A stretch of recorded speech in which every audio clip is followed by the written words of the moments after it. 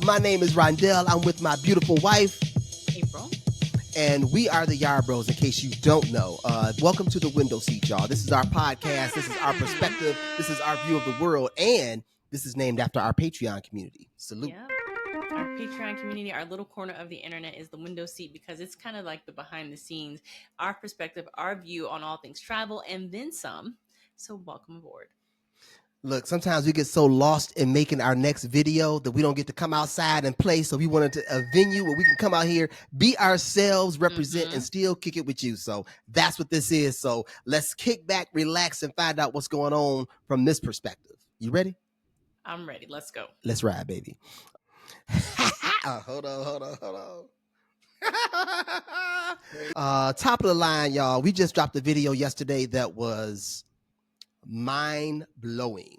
That's all I'm gonna say. That video, the more we found out, the more epiphanies that we had. It was absolutely wow. I don't even, what did you think, baby, about the video? So first of all, there are certain videos that we call Yarbro classics, right? Those are the ones that are a bit more documentary style. We put a bit more of research behind it, following up on stories, following up with people, and things like that. This, I would say, is a Yarbro classic. And it was a story of the Black Seminoles, which originally started off with finding out how they made it to Mexico. This particular video sparked us because we found out that there was a southern section of the Underground Railroad that we knew nothing about going into Mexico. We're like, really? What's that all about? And then we found out it was a Black nation that made their way to Mexico on this Underground Railroad. Yep.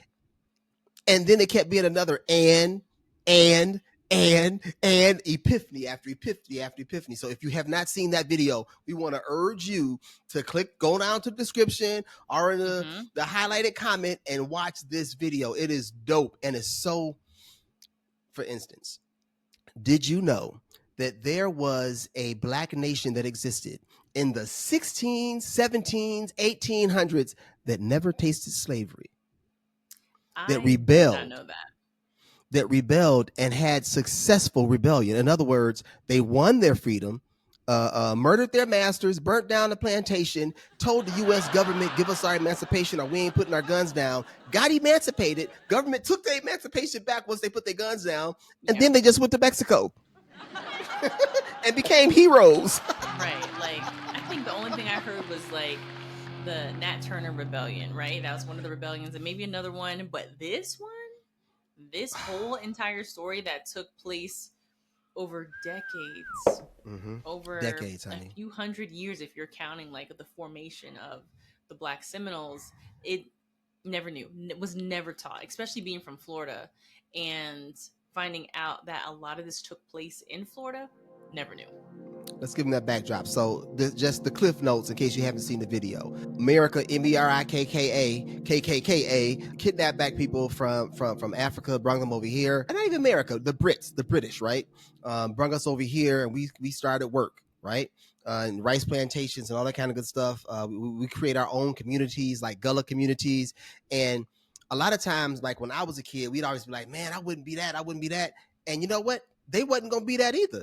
There were rebels up in there. It was like, I'm not going to be your slave partner. You know what I'm saying? I'd rather just kill all of y'all and get murked or whatever. There were slaves or enslaved people who committed mass suicide. There were enslaved people that had many good, successful rebellions and never got caught. The only ones that we ever hear about are the people who got caught and got hanged. Yeah. This rebellion I'm speaking of, these people left their plantations and went down to a place that I never even know existed, a place called La Florida. Tell me about La Florida, baby. Let's give a name to it. So this overall story is about the Black Seminoles. Like the overall video, it's about the Black Seminoles, finding out how they were formed and where they had to travel to, what was a part of their journey, and where they ended up. So Florida, at this point, 1600s, Spanish owned. Okay, Spanish owned it. It was not Florida, it was La Florida, okay? And Florida had its own kind of thing going on. And there were free Black settlements just kind of sprinkled all throughout the state. Not even little Black settlements. Lots of Black settlements throughout the state of what is now called Florida, right? And these people lived with a lot of, we'll call them independent indigenous people, right? People who left their tribes. And there were some tribes who were based in Florida as well. So a hodgepodge of people living in peace in this area, this unsettled area, this unsettled frontier. Now, if you don't know, there was also a lot of contentions between the Spanish, the British, eventually the Americans over this area. So Spanish is like, look, if any of you enslaved people can make it down here, you're safe and you have peace. Now, if you want to be in our military and if you came to Catholicism, well, then we'll make you subjects of the crown. You're protected. You got status. We're going to give you jobs. We're going to give you a stipend. We're going to take care of you. And they did. This is a whole like Spanish royal decree. Okay. And that was just like a beacon calling other enslaved people down to Florida. Because if they are like, if they don't have to go to the north, right? They don't have to go all the way to Canada. They can just you ain't got to go to Canada, baby. You can just jump 2 states away. 2 states away. How come we never heard of this in school? I did not know that there were free black settlements throughout. Look, there was a fort, and this is how the war started. So there was a fort, right? The British had a fort down there. And y'all know, American Revolution, the British lost. They had to leave. So they gave the keys to their forts to the free black people. They're like, here y'all go. Give them hell. Give them hell. So the black people moved into this fort. And there were black people in the British military called Colonial Marines, the Colonial Marines. Okay. They gave their keys to the Colonial Marines. Now, these are self-emancipated individuals who have gone down to Florida and La Florida, been trained by the British military on how to be, militant soldiers, right? And they gave them the keys to the fort. Along with those keys, they get gunpowder, all kinds of guns, all kinds of weapons.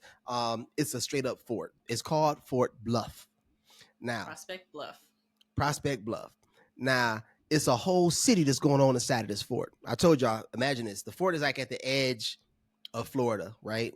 And all these other places, the settlements are deep in Florida. They all around, right? But on the edge, they got a military front, pretty much. A black military front for the most part. And this is like on that Florida-Georgia borderline, right? Yep. So the Americans had a name for this fort, and it was not Fort Bluff. What was the name, baby? The Negro Fort. The Negro Fort.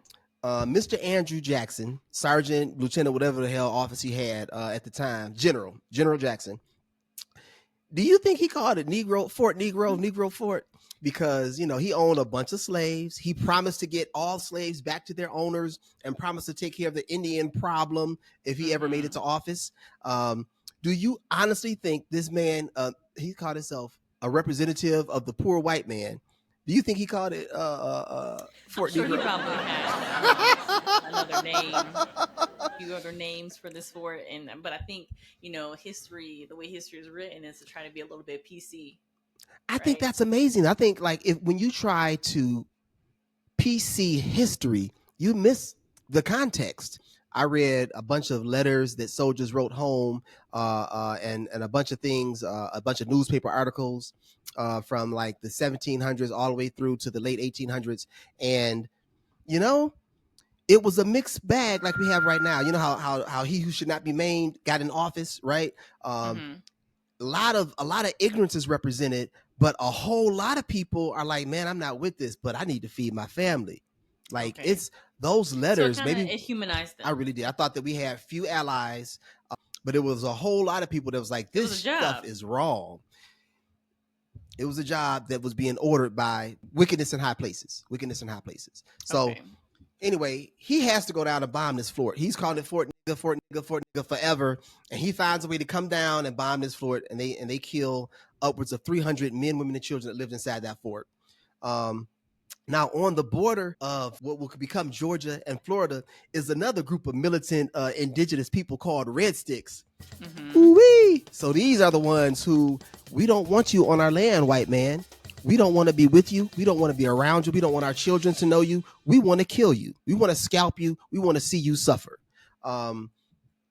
They connected with the brothers, right? And they just got along nicely. They became family. They had a common enemy. Right. Enemy of my enemy is my friend, right? But they grew together. They took on each other's different identities and whatnot. And these people, and deeper, it's a lot deeper than that. But they would become what's known as the Black Seminoles. The Black folk, they became the Black Seminoles, and then there were Seminoles. And can you imagine what that border was like? Contentious. Boy, look, you got, now imagine this. These brothers and these Indians, these indigenous people, are growing crops and trading with everything. They're trading with Spain. They're trading with the Brits because the Brits are still in the area. They're trading even with the people from the United States, right? And all they want is guns. So they are armed to the teeth, honey. They were strapped. They was strapped like what? You know what I'm saying? Like they was ready. Combination, because it's like you have all these guns. You're tired of people coming over here who ain't supposed to be. They ain't the Spanish, but they crossing into another nation's territory and they're not supposed to. Okay, I can see how you can get fed up. I'm gonna keep it 100 with you. I read about some raids that they conducted too. They were raiding the Georgian people who will become Georgians as well. You know what I'm saying? Can you imagine being an enslaved person in Georgia looking at that border? Look, I bet it was like, as soon as nightfall, make a plan, like we going. So in Detroit, Wyoming and Finkel, in Kalamazoo, it was on Westnedge, a couple of gas stations on Westnedge. There were we'd have little races, and we'd have places where brothers would just come together and hang out on a Saturday night or a Friday night. Too young to get in the clubs. You know what I'm saying? A bunch of older men there trying to pick up the young girls. People turn on their music. It used to be Belial or downtown, and people just enjoy themselves. That's what I feel like the border was. I think the border was the place to be. I think that brothers got on that border and they would look over there at Georgia and be talking. I feel like they talk so much trash. Oh, brother, we coming for you. Yeah. Ooh, I feel like it was at that border. I feel like it was the situation. I feel like there's probably a lot of like taunting going on, especially if you have white settlers, slave owners on just across this imaginary border. And real rednecks. The real redneck there, yeah. They had the t-shirts that said America on it. You know what I'm saying? And then hillbilly on the back. You know what I'm saying? Like they were there, and they taken them brothers over the border, and the red sticks over there. They jibber jabbering, and they're doing raids, organized raids over in the United States. So what you thought that first Seminole War? President Jackson bombing that fort. So after he bombed that fort, the red sticks, Prospect Bluff, the Negro fort. History just be so fake with it, man. Because when they write the history, right? When they write the history, it ain't never gonna be right. So anyway, so then the retaliation was the Red Sticks and the brothers, the Black Seminoles, went and shot up a boat that was crossing one of those rivers. And that boat, they picked the right one, man. They had some good intelligence. They had sergeants, the wives of sergeants, of different military officers, and the children of different military officers. They killed everybody, I think, except 2 people. Okay, so that was much.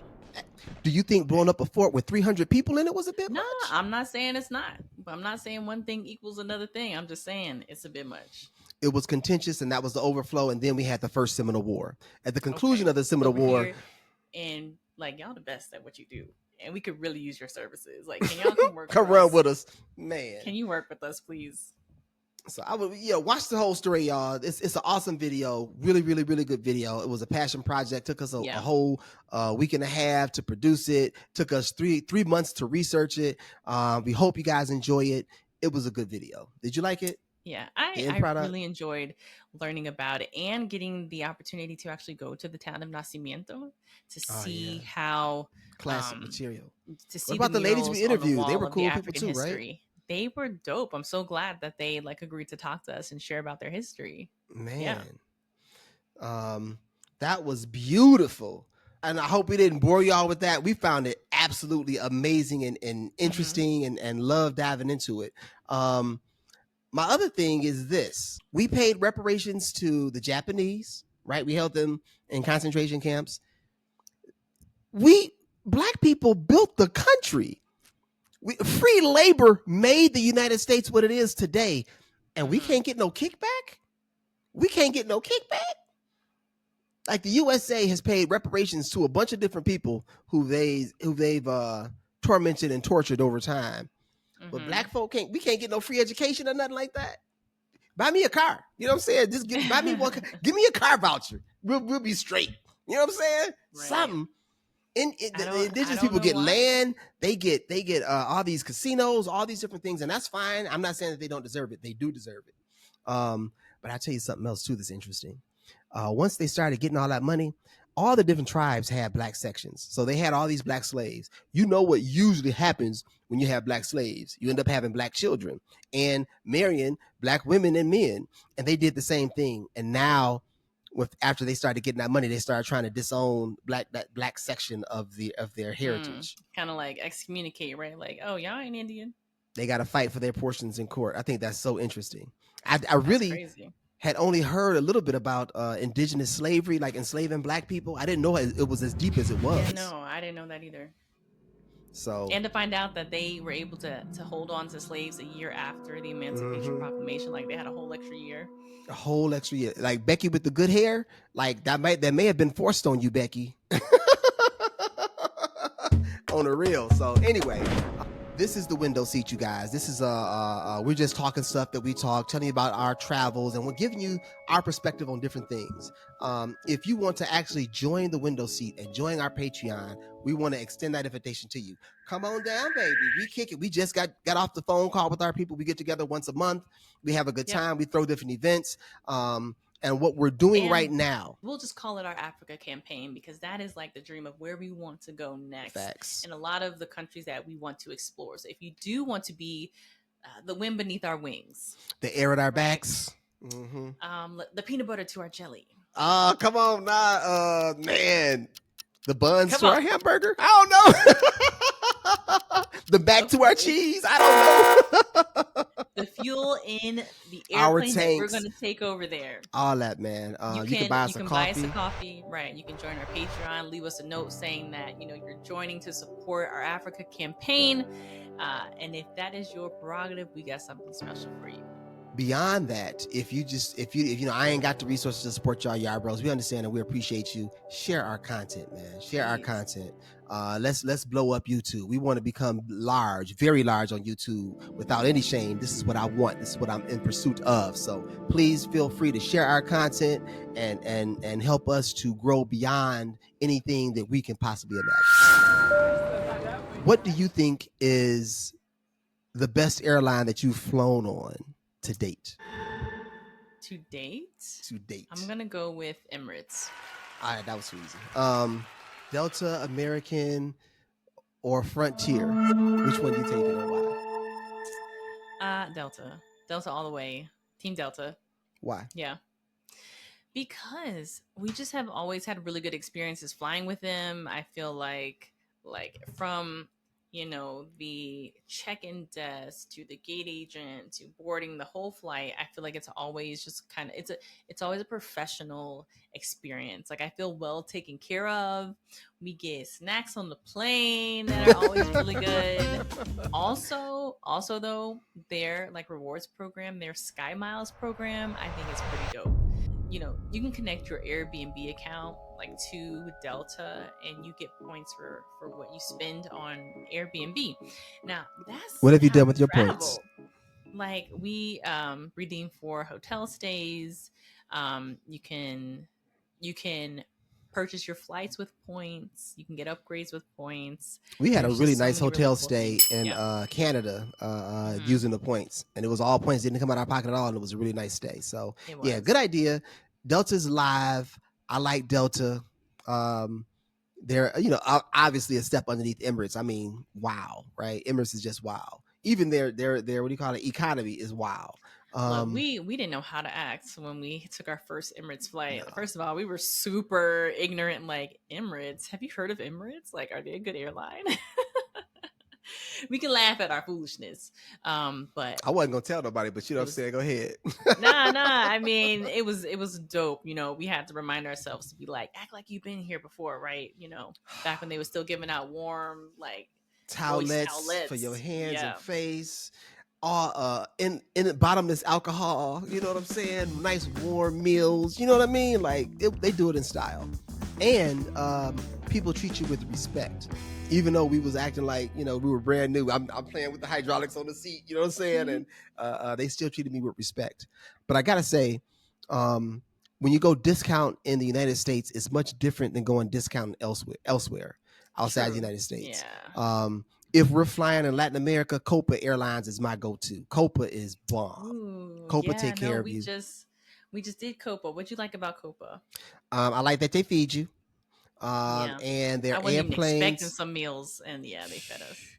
their airplanes seem up to date for the most part. And again, it's courtesy and respect and order. In Asia, though, that's my favorite. The discount airlines, it's a whole nother game, boy. Yeah, no, they're pretty good. They're pretty good. Like, you can have an hour flight and they will feed you something like warm, not like All some of shelf them. stable pretzel snacks. Vietnam, Thai Air, Asia Air, they just take care of you, man. And these are all discount airlines. We're talking like $40 tickets, but they still treat you with respect. They feed you. I feel like damn near somebody's about to start rubbing my feet. You know what I'm saying? Like, hey, let's go. Makes me miss Asia. Yeah, no, they know customer service. It was a question that I thought would be kind of cool to ask. Let's go. So here's the question. What's your travel opinion or habit that travel snobs would rip you apart for? Now, the person who posted this question, they said, okay, I'll go first. Here's mine. I make it a point when I visit a new country to try out their McDonald's. So how do you take that? I think that they're right. Like travel snobs, I don't know what's wrong with people. Like you eating McDonald's, you are the country to eat. Look, brother, I'm gonna tell you something. McDonald's done saved my life on a couple of occasions. Like I've been so hungry and not able to order accurately. Like in China, woo, boy. We tried to go thorough. We tried to go native. We tried to go native and order our meals. We went to the restaurant. Give me this, and a bunch of stuff came out that I could not identify at all. Look, we were using Google Translate to take a picture of the menu and have it live translate right there, and it didn't go like it was supposed to go. No. And McDonald's was around the corner. It was like, look, let me get a large fry, extra large fry, a shake, and you know what I'm saying? Like McDonald's cheeseburger. Can I get the McTrio, please? The definition of quality is the same thing over and over again. In other words, I can get something here and something there, and they both have taste or are the exact same. You know what you're getting. In McDonald's, generally, you know what you're getting. And there's also this term. It's like a mix of like global and localization, right? So it's like localization. You have this company that is all over the world, but they hold this like continuity with their standards, and a lot of times with the majority of the things that they serve. But I'm not hating on McDonald's. Like, just because, like you say, people want to get on you because they're like, you went out the country to try something that you got back at home. Like, look, there's just something different about McDonald's and other fast food places in different countries because they infuse a bit of their culture and have different menu items there, right? They give you a different taste of what's going on there that you're not going to find in the U.S. And I feel like a lot of those people, they just ain't traveled. They travel snobs. Screw that bougie. Bougie is when you have in your mind your idea of what traveling and experience is, and you put that idea on everybody else. I don't think it's bougie. I think that's a-hole behavior. That's what I think. Okay. I think that they're practicing. I'm not knocking it. You will see me at McDonald's. Like you said, McDonald's saved us. As a matter of fact, if you want to live like locals in China, the Yarbros, we have a recipe for not getting sick while you're abroad. Go where you see long lines. Go where you see elderly women getting their grub on at, where you see children at, and go at the time of day that people eat. Now, if you follow all those, your ass gonna end up at a McDonald's. Or a KFC. Or the biggest one, 1, 2, 3, Little Caesars. Little Caesars. Boy. Yep. I'm not lying, y'all. We are not lying. Like when lines you go be to out the door. A mall food court, or you got a restaurant that's around the block, it is always full of locals. Always. Always. So like I can't understand the Little Caesars phenomenon, but it is a phenomenon, y'all, in many Little different Caesars countries. be popping at all times in all cities. Hey, I don't know who my old heads are out here, but you have to go back a long time when Pizza Hut used to have good pizza. Do you remember that when their pizza was gourmet? Did you eat gourmet? Did you eat Pizza Hut growing up? I did, but like my experience with pizza was like their book it program where you could read these books in the summer and then you can just like exchange like the proof that you read these books and you get like this little personal pan pizza. Oh man, we had a Greek restaurant like that. I ain't never did that at Pizza Hut, but okay. Man, I feel like, do restaurants even do that anymore? Do anybody care about the kids reading books? I don't know, but like if you're talking about pizza back in the day from Pizza Hut, and now that recipe definitely has changed. Oh, for sure. It's because they have to increase their margin. The only way you can increase your margin is make your ingredients cheaper, make your pizza cheaper, pay your employees less, so on and so forth. It's a corporation. But in some countries, they still use the old recipes. We were in Costa Rica. What's the main city there, honey? San Jose. San Jose. And we got a Pizza Hut pizza. Look. So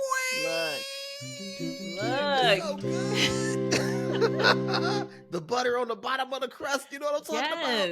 Yes. Took me back to when I was a kid. I was like, this is where it used to taste. This is the way it's supposed to taste. I don't think that you're doing a disservice. Obviously, you don't have to eat fast food while you're international, but a lot of fast food restaurants, one of my favorite chicken places is a chicken place in Colombia called, not Chester, what's it called, babe? Frisbees in Colombia make the best chain fried chicken ever. The best fried chicken I ever had is in Thailand. Whoa, Sarah's house. But well, I mean, hold up. I gotta bring something up. Was it Sarah's house or was that Korean fried chicken we had in Malaysia?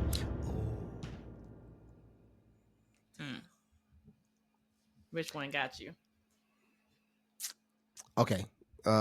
Truth revealed. I always get pizza, some kind of local pizza. I want to find the best pizza in town, and I'll always get me some fried chicken wings wherever we go. Most times, my fried chicken wings are better than what I taste. But in Malaysia and in Thailand, them joints was slamming. I mean, like I was buying them and eating them just so I could figure out what the recipe was. I'm still going to go with Sarah's house. Sarah's house is like, it tastes like it came out of your mama's kitchen. And unfortunately, like, it looks like it's closed since, I think they just reopened under a different name. I think they reopened under I hope so, because it was like a garlic fried chicken. And with whole garlic cloves in it. Of garlic that were just like all up in the breading. Oh, really good. I'm trying not to be a fat boy, but that was so good. Another chain restaurant, Duke's in Thailand, slamming. Duke's, the best pizza I've had. I think everything on their menu. It's a mixed menu. Everything was good. Their chili was good. An Australian restaurant, it's an Australian chain, but everything was so delicious. Yeah. So all I'm saying is, don't be a travel snob, y'all. We know you traveled the world. We know you done had escargot and you done had all these different dishes from everywhere. We try all the different food too, but you can catch me at Arby's. You can catch me at a KFC, get me some hot wings. You know what I'm saying? Matter of fact, best hot wings in Ecuador, that cheap KFC. Whoa. Y'all better, them snobs, man, I don't pay no attention to them. Look, my thing is this. Enjoy your travels and whatever that looks like for you. Don't make other people happy with your travel. Like, we had to learn to post on Instagram. We had to learn that the camera eat first because this is the lifestyle that we're living. We are, I hate to use the word influencers, but we're trying to show people what we're doing. So we have to do that intentionally. It's not natural. I just want to enjoy myself. You know what I'm saying? Like, real talk. But don't be that person that you're living somebody else's dream. You know what I'm saying? Like, enjoy yourself. So, here's another one, because I thought that it applied to us and I really want to get your take on it. All right, so here it is.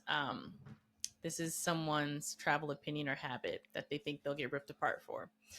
Permanent travel people who do this for a living are not to be trusted with travel advice. They have lost sight of reality and they are biased as their paycheck depends on your reactions. What say you, Yarbros? WTF is reality. What are we? We could be somebody's dream right now. What what do you call a reality? First off, homie. You know what I mean? Second, people be lying on their YouTube. They be selling stuff that ain't even real. I mean, I think there's a lot of truth to it, but again, I think it's a lot of judgment in there also. Okay. If you mess with the Yarbros, if you watch our videos, please know we're gonna give you we might not stay heavy on the negative. We might give you like 12 super positive videos and then throw in there like, but you need to watch out for this though. But it's coming because I ain't trying to lie to you. I know that you watching my channel, and I know that I'm probably gonna say something that you're not going to experience. If I give you the negatives, you might not experience it, but you ain't gonna be able to say I didn't tell you. Yeah, you'll know that it's coming from our experience or experience that we've researched, that we know about. So because you do have influencers, YouTubers who everything is great, everything is wonderful and beautiful, and every place you should all the visit. food is good, the weather is always great. You know what I'm saying? Look, we got some countries that we I'm rich beyond my dreams. Their food is not good. Like, don't come here as a foodie destination, or don't Colombia, this place. Ecuador. Look, now Colombia has some of my most favorite street foods, right? And Ecuador has some of the best ceviche I've ever had. So, but can you go past ceviche? Dishes, can you go past ceviche? Nah, I'm saying, let me finish. In regards to national dishes, no. You better learn how to cook. No. There were some next tier restaurants in Quito and in Cuenca. And oh my gosh, the best Lebanese food, or excuse me, Middle Eastern food that I ever had was in, what's the S word name there? Salinas, Ecuador. Look, we were only in that city for 4 days, and we ate there 3 of those days. Oh my gosh, girl. That's food. Special on another level, special, extra special. But yeah, shawarma. But a lot of their national dishes, I'd be like, yeah, bro, you could have kept that. You know what I'm saying? And then they're just a border away from some of the best food ever, best drinks ever over in Peru. So anyway, lots of different things going on, you guys.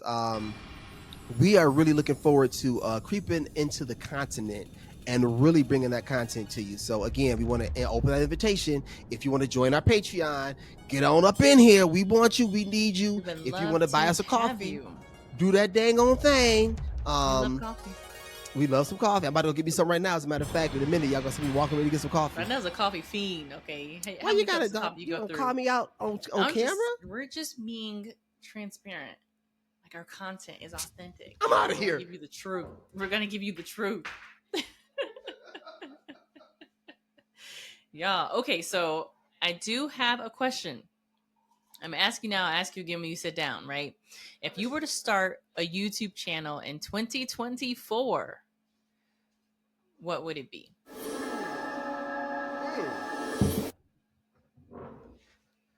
If you were to start a YouTube channel in 2024, what would it be? What would you do differently? So listen, we do a lot of YouTube coaching and we do a lot of travel consulting and coaching. So get at us. But if I were going to start a channel, first off, let's talk about the type of videos I would do. I would not do heavy productions. I think that YouTube is forgiving, not even forgiving. They love people that evolve.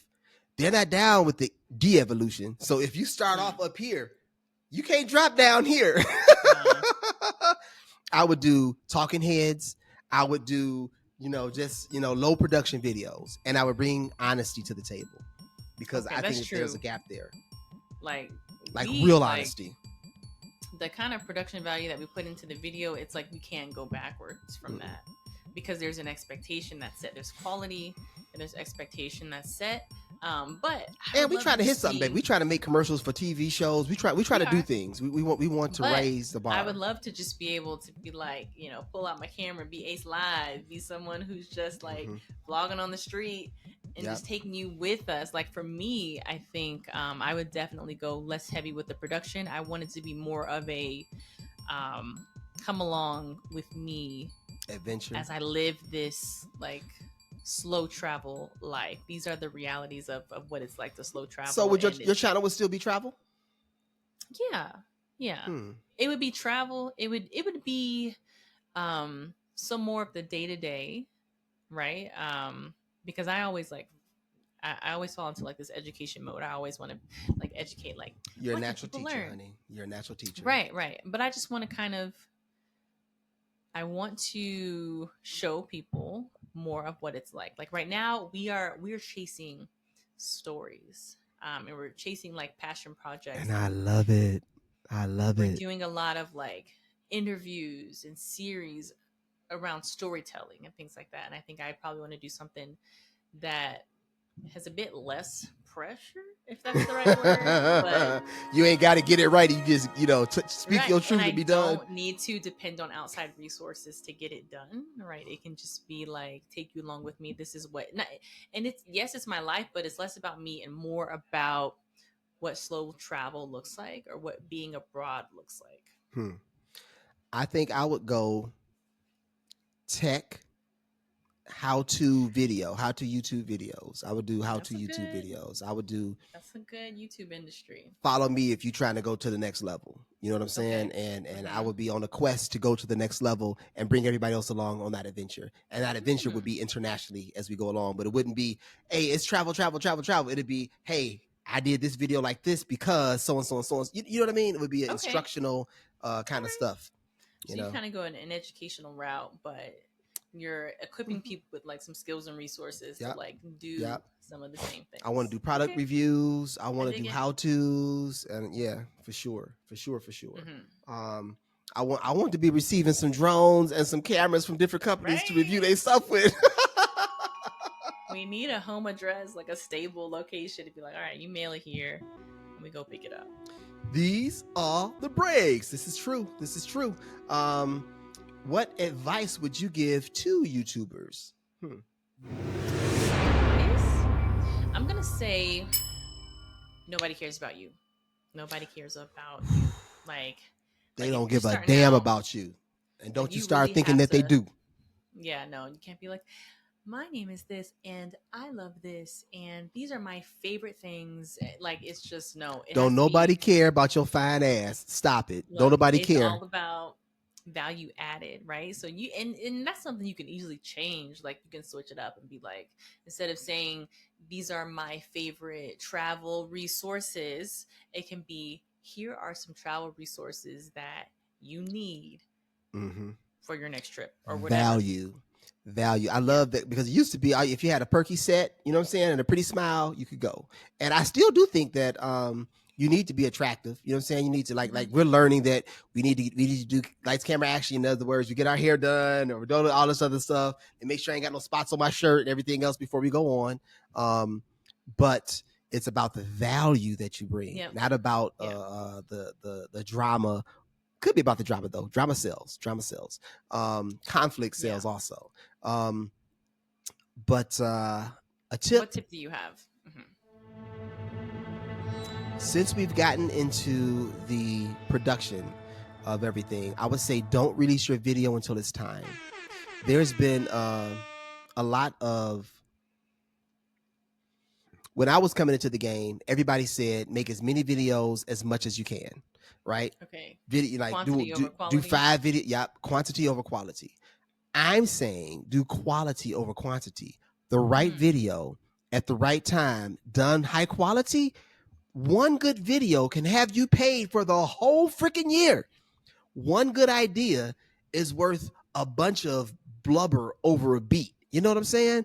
One good idea can take care of you, and it can be your jump off to really take care of you. So I would say spend time with your idea generation. Spend time being creative, being your own, getting your own voice together. Now you might need to make a bunch of videos before you find your voice, but originality pays, fixing problems pays, and preparation. You know, that production, do the best video that you can possibly do and put your money back in. The culture that I come from, I graduated from college, but honestly, y'all, we gonna give y'all the window seat. My daddy was a hustler, the for real deal. You know what I'm saying? All money in. If you want to come up, you have to invest in yourself. In the street business, you don't have a choice. You know what I'm saying? If people giving you consignment, they're gonna come for that eventually. If you taking care of yourself, if you putting the money that you earn back into your own business, not flexing for everybody to see, you will be successful. Same thing here. How can you level up your video? Each video that you do should be a little bit better than the video you did previously. I like that. Like even asking yourself, how can I make this 10% better, right? How can I make this a little bit better? Go for 2%, 3%, 10%. Okay. That's a big job. If you're gonna be doing how this, can I make this just a little bit better? Yeah. We had this when we design our videos. I'm not saying we're at the top of the pile, you guys. First off, please don't get it confused. I know that we're on the come up still. We getting there. But when we do our video idea generation, we do sit down and we get the concepts of the video, and then we're like, so now how can we make it better? What's our hook, honey? What's the value, honey? Because like this feels good and it sounds, because a lot of videos that we've done, they sounded good when we spit it. But it's like nobody's interested but us. Yeah. No, but that's another tip. Like you have to find the intersection of what you're interested in, what you can talk about and make videos about forever, and what people are actually interested in seeing and passion, demand. Where that crossroad is at, that's where the money at, y'all. You know what, I'm gonna spit some game. For those who are producing their videos, right? And you're doing this, you got your Epidemic Sound. Hit our description if you want to get a subscription. We're affiliates with Epidemic Sound, and we are trying to come up. But if you're out there and you are doing the sound engineering on your video, here are some little keywords for you to use in your search. Do more than just somebody closing the door. Do more than just background music, right? Do the sound of the ocean, right? Do the footsteps walking into a room. You can't give people smell, but you can suck them into the situation and give them in sound. Ambiance, right? So guitar riffs. Search for guitar riffs. Search for swells or crescendos or what's it called, risers, right? Tonality. So maybe you don't want music underneath your things. Maybe you just want it's called a drone, which is just a boom, boom, like you hear on the news, boom, boom, boom, ba-ba-dum, ba-ba-dum, ba-ba-dum, ba-ba-dum. It's called tonality and drones, or rhythmic drone. Or if you do want some music and you want some different stuff, one of my searches, I do a steampunk romance, right? Because a lot of times I'll take those stems and use them, or just Afro beats, Afro romance, Afro whatever. And they got a lot of nice little beats. So that's just a free game for y'all. I mean, if you can't tell, Rondell is the sound engineer of our videos. So he spends hours on Epidemic Sound. Love Epidemic Sound. Because like you said, like you can take different segment. You can break out a piece of music into different layers. You can use the whole musical piece, or you can split it up into different layers, or slowly build on them as you're building up the intensity of a scene. So that's really cool. And I, as far as I go, is like I can pick out a song that can go like for a situation, but I've learned a lot. Hey, hit your transitions. Hit your them transitions. Yes, get you a little ching. Like now I can do the transitions. Okay, if I want to do some sort of effect, I'm like, what makes it like a whoosh, whoosh sound, right? I'm like, babe, what makes a whoosh sound? Like, what do I need to search, right? And you know exactly like where I need to go and what I need to type in to kind of find that sound to kind of enhance that transition. Yeah, so that's just a little free game for those out there. We just wanted to get out here and spit some stuff at y'all on a crispy little Monday. Want to wish y'all the best, man. Stay informed, stay safe, and stay blessed. My name is Rondell. My name is April. And we just wanted to get at you, man. Look, the window seat is coming at you, y'all. We ain't gonna stop. So peace and love. Please hit that subscribe button if you have not hit that subscribe button, and we'll catch you on the flip side.